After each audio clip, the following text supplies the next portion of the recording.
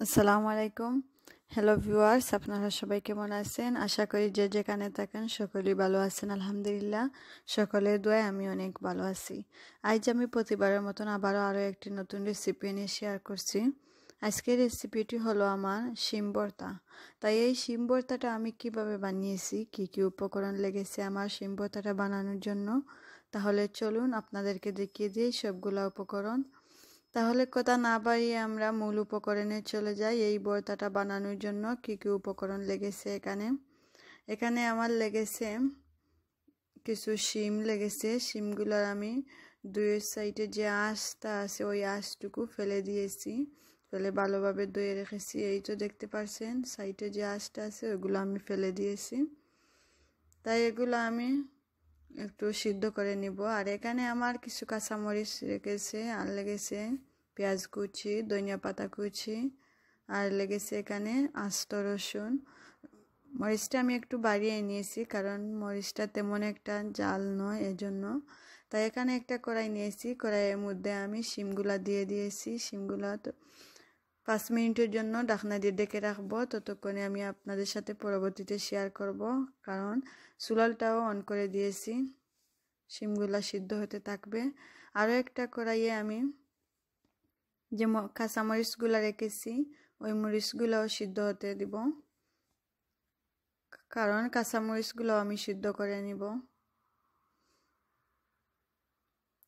5 minute পর আপনাদের সাথে আবারও শেয়ার করলাম। এই তো আমার শিমগুলা সিদ্ধ হয়ে আসছে অলরেডি। আমি তারপর আবারও পরের সাইডটা উল্টে দিচ্ছি, কারণ শিমগুলাতে অনেক পানি বের হচ্ছে। তাই এই পানিগুলো ভালোভাবে টানিয়ে আসার জন্য আমি আবারও 5 মিনিটের জন্য চুলালে রেখে দিব। তাই এই তো শিমগুলো আমি আবারও পরের সাইডটা উল্টে দিচ্ছি, কারণ ভালোভাবে সিদ্ধ হয়ে আসবে, পানিগুলোও শুকিয়ে আসবে। তাই আবারও আমি 5 মিনিটের জন্য ঢাকনা দিয়ে ঢেকে রাখছি। তাই ততক্ষণে আমার মরিচটাও হয়ে গেছে। আমি এই মরিচগুলোও একটা বাটির মধ্যে তুলে নিব।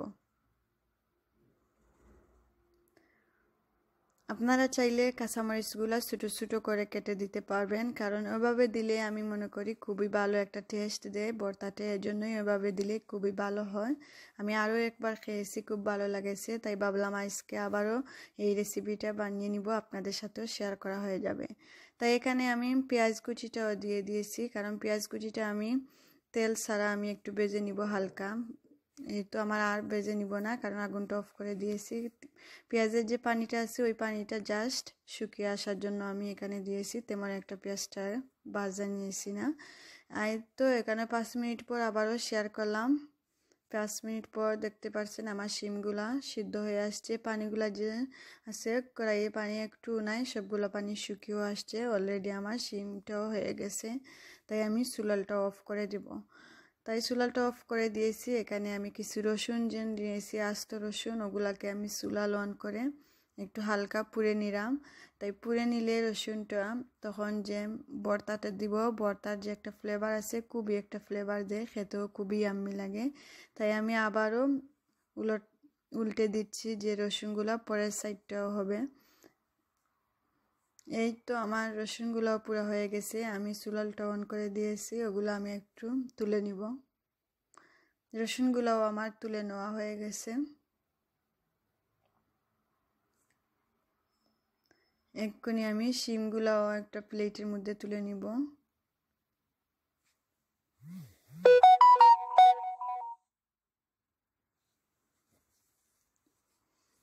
শিমগুলাও আমার তুলে নেওয়া হয়ে গেছে। এক্ষুনি আমি একটু লবণ দিয়ে ওগুলাকে হাতের সাহায্যে চটকে নিব। লবণটা আমি একসাথে দেইনি, একটু দিয়েছি। পরবর্তীতে যেদিন টেস্ট করে দেখি লাগবে তাহলে পরবর্তীতে আরও একটু দিব, একসাথে আমি দেইনি। এই তো এভাবে এগুলো আমার চটকে নেওয়া হয়ে গেছে। এক্ষুনি যে আমি রসুন আর মরিচটা রেখেছি ওইগুলা একটা ঘটনির সাহায্যে আমি ঘটে নিব, ওগুলাকে একটু বাটা করে নেব।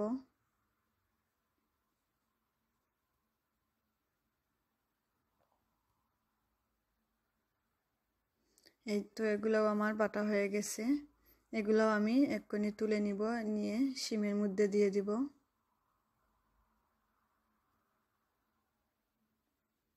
এই তো মরিচ আর রসুনগুলাও আমার বাটা করে শিমের মধ্যে দেওয়া হয়ে গেছে। এক্ষুনি আমি একটু যে পেঁয়াজ রেখেছি হালকা ভেজে ওগুলা দিয়ে দিব। এই তো পেঁয়াজটাও দেওয়া হয়ে গেছে।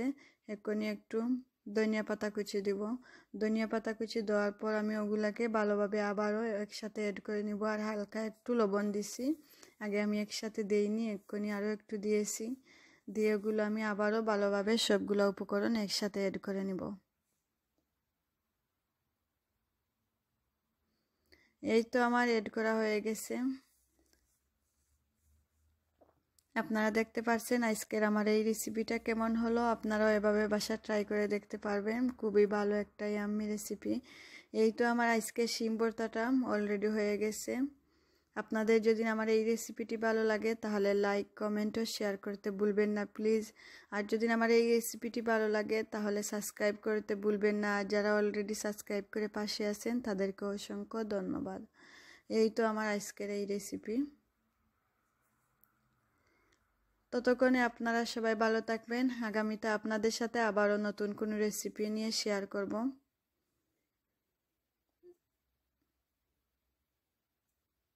আজ এ পর্যন্তই। আপনারা সবাই ভালো থাকবেন, সুস্থ থাকবেন।